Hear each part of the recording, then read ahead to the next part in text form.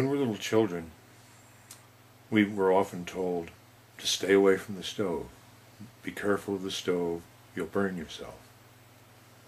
And this is great advice, but the only way that you really find out, the only way that you really know not to touch the stove, is to touch the stove and get burned. And then you understand why you're not supposed to touch the stove. I was asked recently on a note that I had written, why not learn from others in spirituality? Why not learn from their experiences, hear about their mistakes, their missteps, and learn from them?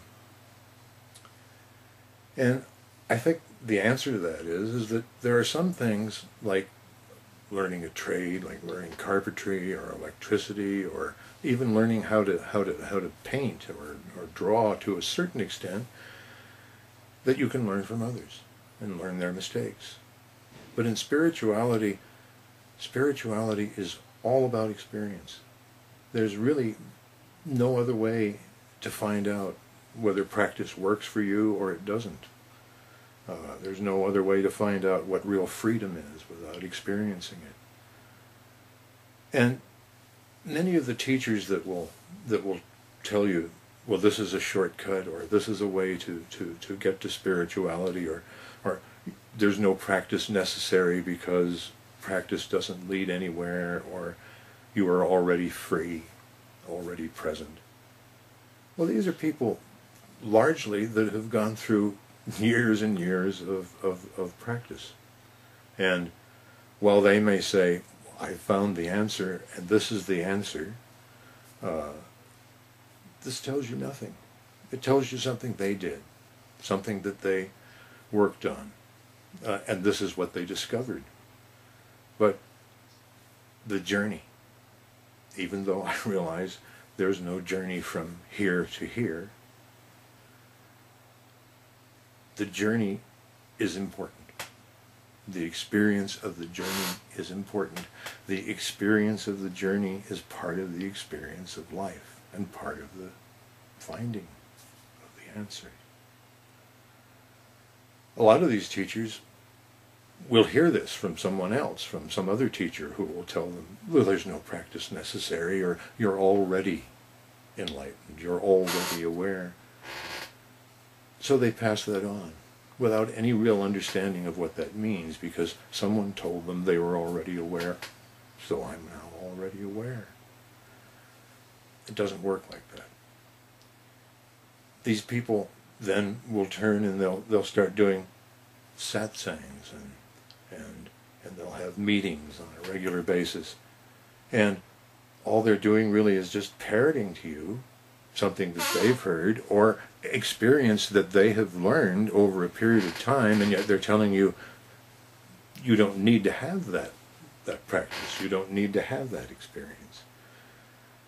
And I wonder sometimes, what have these people done? Why do they believe that they can just tell somebody, or engage in some sort of a meeting in which everybody is told that they are present and that they are aware, and then everybody accepts that and starts parroting the teacher, and perhaps the teacher's parroting his teacher, and it really leads to nowhere. It's like a musician who has spent years learning to play his instrument, and you come to him to learn, and he says, well, it's easy. Look at this. I can do this. It's easy. And you look at him and you say, sure, it's easy for you, but it takes practice. It takes attentiveness. It takes earnestness. You are already present.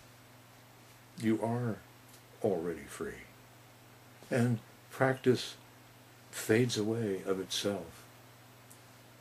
But the teacher that you need to look for is the one who can love you through the struggle and not tell you that there's no struggle. Someone who can be there and care for you during the failures, and share joy with you in your successes. And of course, ultimately, there are no successes, there are no failures, because you are indeed already present. But it's something that you need to learn. It's something that you need to experience for yourself, like touching the hot stove and getting burned. It's something that is required of you to open yourself up. And it's not something that's going to just come to you because someone says that this is the case. Nisargadatta says that his teacher told him that he was the one reality.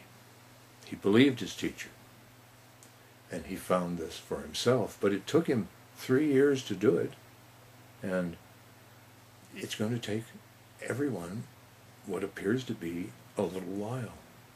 It's all, of course, part of just one functioning. The understanding, the practice, the awareness is all one. But until you reach a state of awareness, you won't understand what these things mean. They'll just be words to you. They'll just be more thoughts. So I'm just saying basically that life, as it's lived, is practice. Whatever practice you do or you don't do, life goes on. Life is the awareness. Life is love.